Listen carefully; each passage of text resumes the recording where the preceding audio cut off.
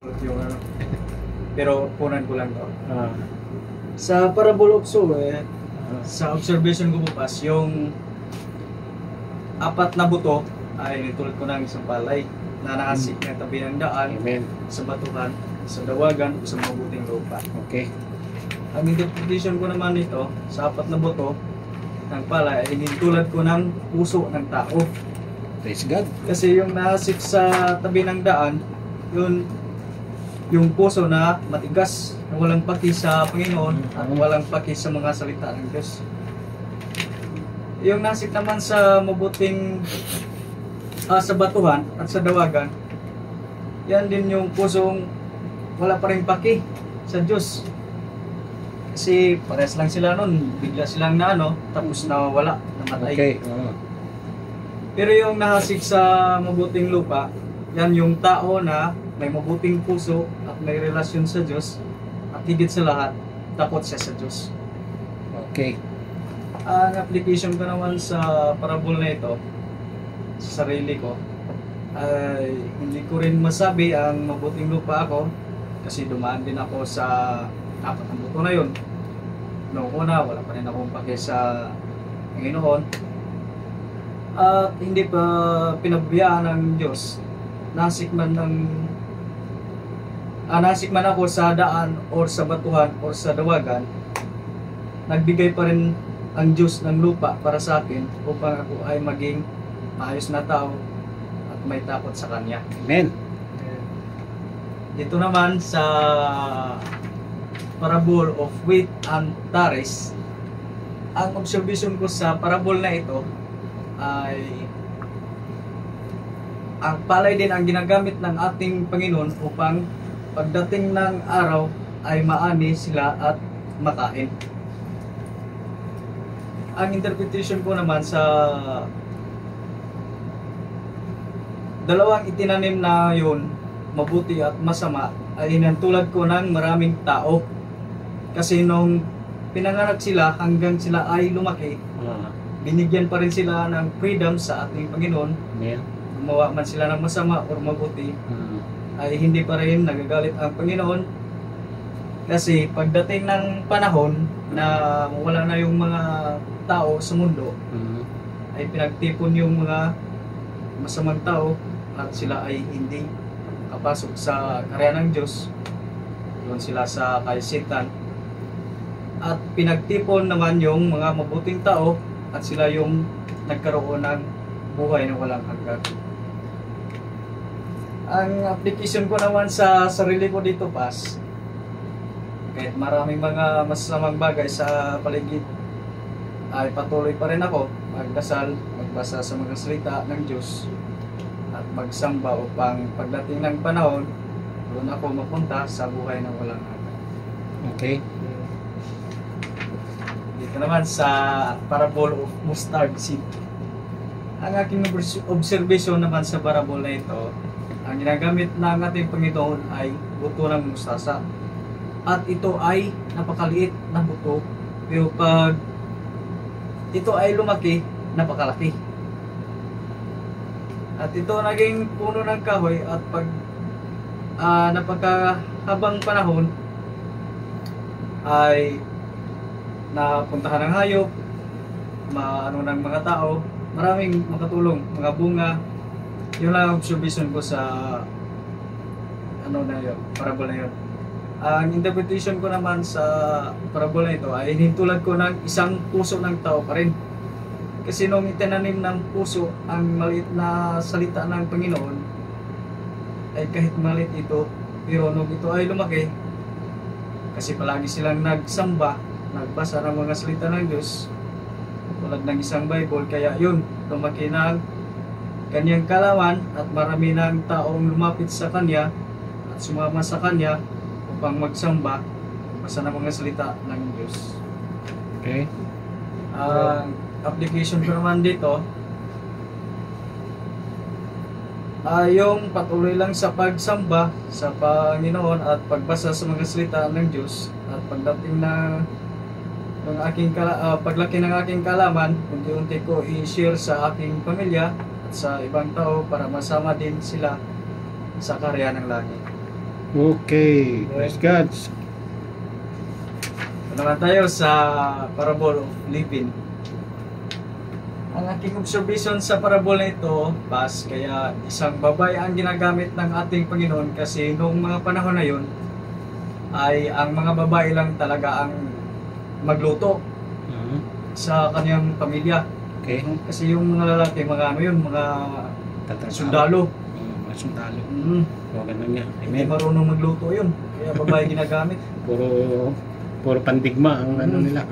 Ang interpretation ko naman sa parable na ito ay hinintulad ko ng isang pastura, yung isang babae na siya ay nagsaysay ng salita lang ng 3 verse sa mga tao upang ito ay sakto lang upang madandahan nilang maintindihan ang mga salita ng Diyos.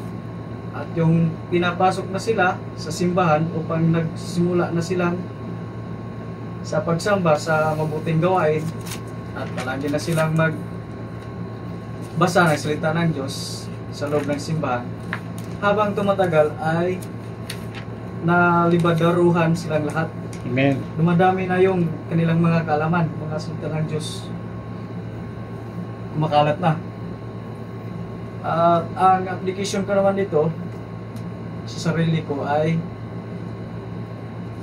yung palagi na akong magsamba at binigyan ko ng isang araw ang ating Panginoon upang magpuri, magpasalamat, kaya palagi magbasa ng salita ng Diyos at hihingi ako ng guides upang ako ay patuloy gamitin ng ating Panginoon at hindi ako makuha ng kalaban. Amen.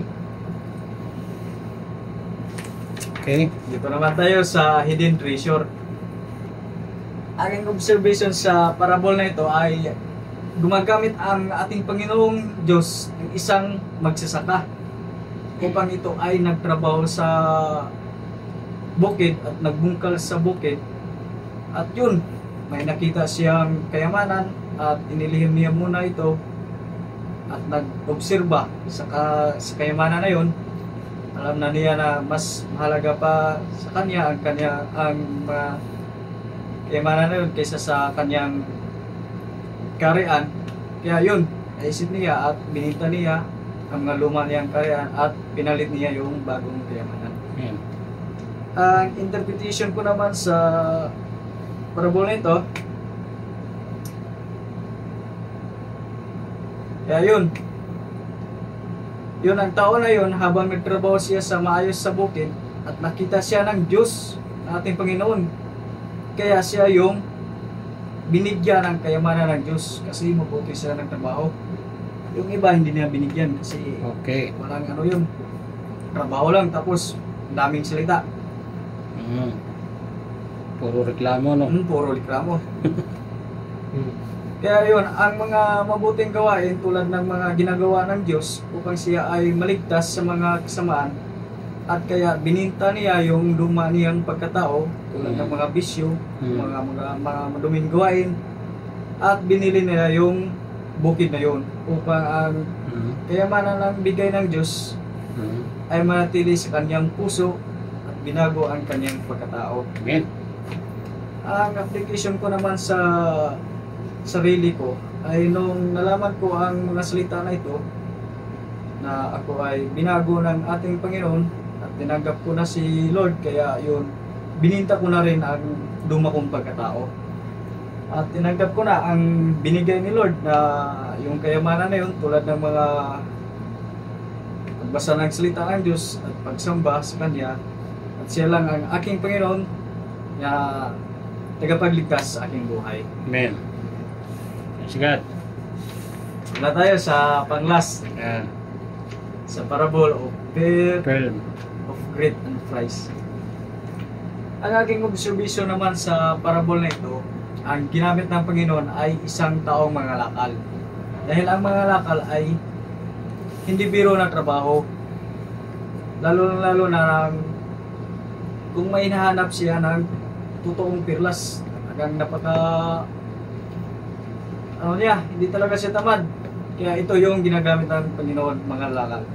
ang tao na ito ay hindi siya ordinaryong tao lang at may abilidad siya na alam niya yung totoong perlas. Ang interpretation ko naman ito sa aking